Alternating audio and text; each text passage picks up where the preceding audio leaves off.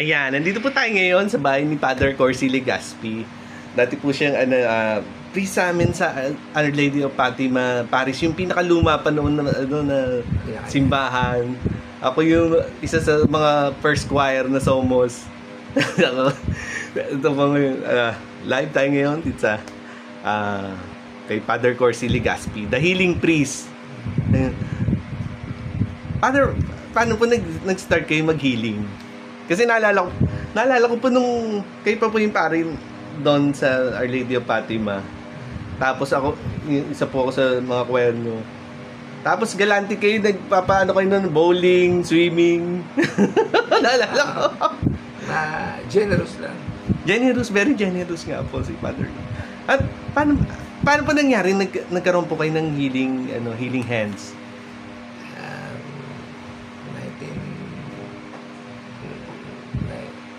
1970s. Ang nanay ko may assistant parish priest sa Rosario.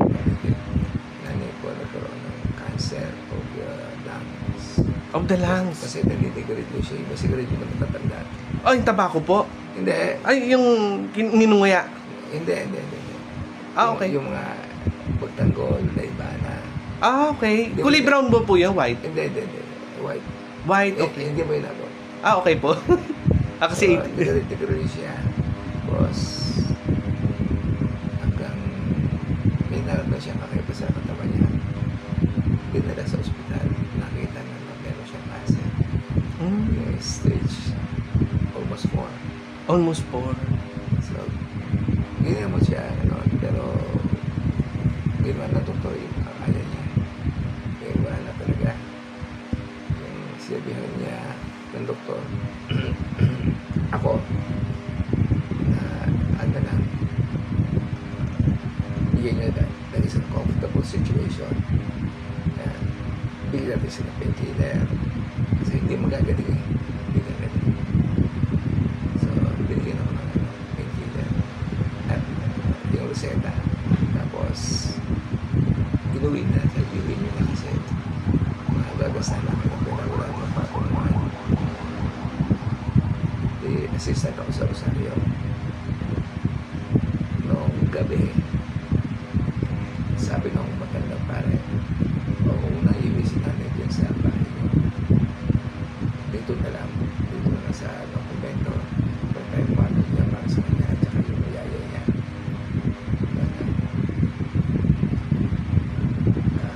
Nanay ko noon, hindi nakakalakad. Hindi niya mahirap. So, kinabukasan, dumalaw yung mga kasi WL, yung mga nagkibig. Tapos yung gabi yun, dinasal ako ang nanay ko. Tapos, nakita ko naglalakad. Loob ng kwarto na hindi nakakalakad yun. Kasi hindi na makahinga. Tapos, nagulat ako. Kasi noon, schedule ako ng 5 o'clock kasi in the morning. So, 4 o'clock gigising ako. So, hindi muna ako nagkwento ng aking nakita. may nakita po kayo? Yung lumakad ng nanay ko. Okay. Hindi nakakalakad yun. Hindi makahinga. Paano po nangyari? Ayun na nga, hindi ka nakikinig eh. Okay. Nanay ko ay may cancer of the lungs. Opo. Hindi siya nakakalakad. Opo. Hindi siya nakakahinga. Opo. Pati hinga niya, pabagsak siya. Tapos, maghapon akong nagkasal. May misa pa sa gabi. Nung gabi yun, dumalaw din yung mga taga-CWL. Nasa Columbus. Nakita ng nanay ko lumalakad. Sabi niya, wow, balikan ba tayo dyan sa bayan na lumalakad na raw si nanay. Miracle po nangyari. Okay. Was hanggang nagdagdag sana yung mga tao. Nagpatingin na sa akin. Pwede over po, bumagaling. Walang simula. Gumagaling po lahat. Oo naman. Ang, yung mother niyo po, Gumaling. gumaling po. Gumaling. Tapos ilang years po nagtagal? 8 years pa. 8 years. Pero that's impossible. Biglang gumaling, naging miracle. Oo. Okay. Sige po, ayun. Kasi yung uncle ko rin po si Uncle Bob.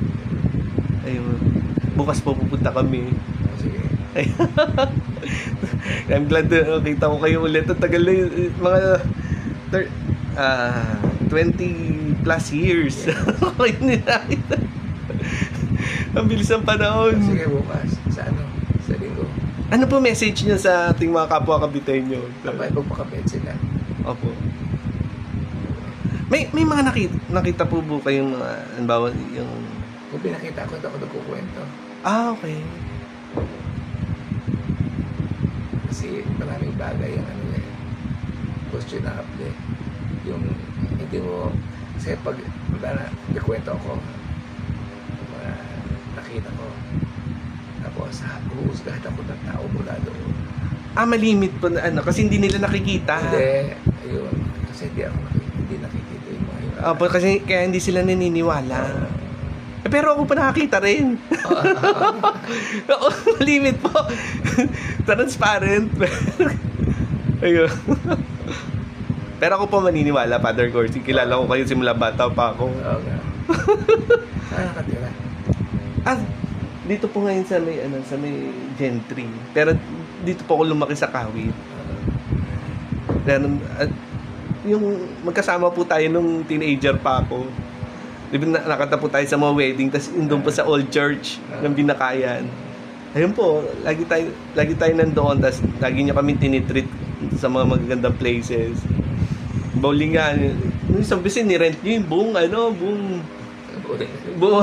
yung events hall.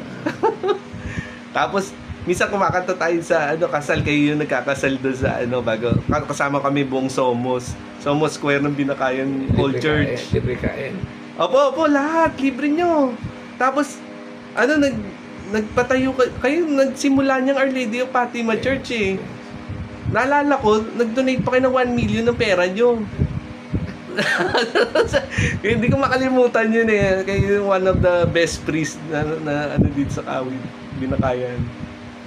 Ayun po. Kayo nag-raise ng funds para maitayo yun. Tapos, ayun, as time goes by, saan po ba kayo na-assign after nung na lang, binigyan ako ng bishop ng full-time sa healing ministry. So, dito na ako sa bahay ko. Okay. Kayo rin po nagpatayo nitong building. Okay. Kaya yung building doon, yung di mong palapag. Ang galing. Ang galing ni Father Corsi. Paano po kayo nagkaroon? Akala ko ba may tapos na yan? Ay, hindi ba? Ayan. Ito po ngayon, nandito po tayo ngayon kay Father Corsi. Ayan, yung kanya magandang mga sharing na yung tungkol sa mga miracles at saka yung generosity niya simula noon pa. Okay. Ito po si Niño Christopher Rodriguez. Back to yung mga kapwa ko, Bitenyo.